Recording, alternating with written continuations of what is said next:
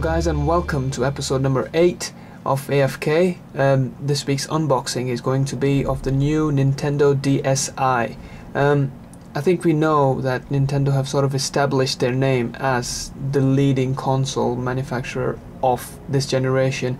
No matter which side you sort of follow, be it Xbox 360, be it the PlayStation or the PSP even, Nintendo are the dominant company, and as if they didn't have a money-making machine with the Nintendo Wii, they seem to continually release new things to sort of make more money than they already have. So this is the newest thing that they've released now, is the Nintendo DS Lite. Let's start with the box. It is much more simple compared to the original DS box, if you guys remember. It was a bit more elaborate than the last box. This is much, it's a much smaller box. It does cost about £50 more than the DS did when it launched. So the book with some gibberish in it. Inside, straight away you can see a stylus. That's the Nintendo DS Lite itself. I'll have a look at it after we've seen the rest of the box, I think. Inside here, I presume, is the charger. The charger looks more or less exactly like the DS charger. Yeah, this bit here is a little bit different, so yeah. Rid of that. Inside here, there's nothing. There's just a stylus and a charger in the box, so get rid of that. DS Lite itself. Look what this looks like. Right, I went for the white one because I think the white one looks slightly better. I mean, it does come down to personal preference.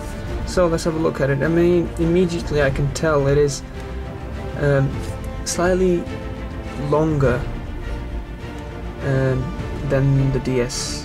And the main thing that you notice is that it hasn't got a shiny finish to it. It's a matte finish, a sort of flat finish. I mean, it doesn't look bad. It looks very sort of, the traditional Nintendo wanting to be Apple, sort of clean look to it. So let's open it. This is the actual screen. I mean, it looks very much like the DS Lite. The power button is a little bit different, and it's got 3 lights on it, one for the Wi-Fi, one for the battery when it's being charged, and one for the power when it's on. There's a little camera you can see over there. There's a mic, obviously, like the other one did. The button configuration is exactly the same, and the screens are a little bit wider, definitely, yes, as they promised. So let's just turn this on and see.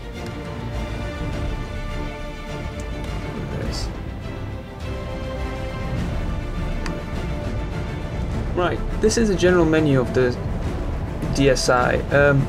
It's very Wii-like almost. It's got different channels, like you can sort of fill up with downloadable content, which will be available for the Nintendo DS Lite later on, presumably. There's some on now. It's got some of the old features like picture chat, which is exactly the same. So just trying to see how responsive it is. It's not much more, it's not very different to the original DS or even the DS Lite. It's more or less exactly the same. I have configured it, so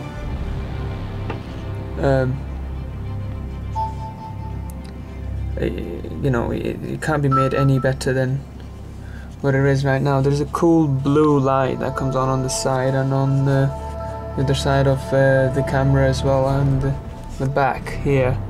This is what the camera looks like. I don't know what exact megapixels it is. This is only not 0.3 megapixels or something ridiculous, but you can sort of take pictures and see how that looks like.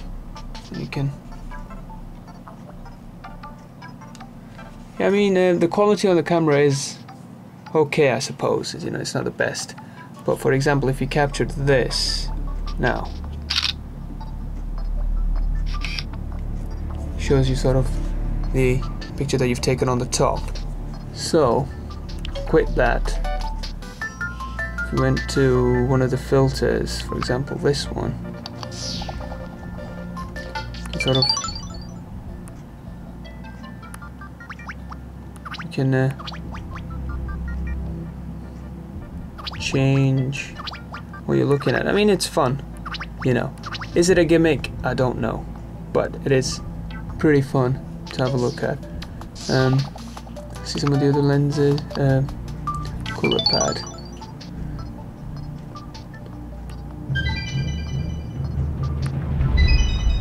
You change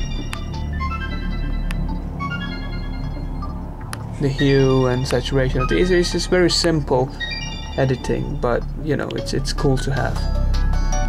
And the reason why I'm concentrating more on this than I am on the other features, because this was the main selling point of this thing.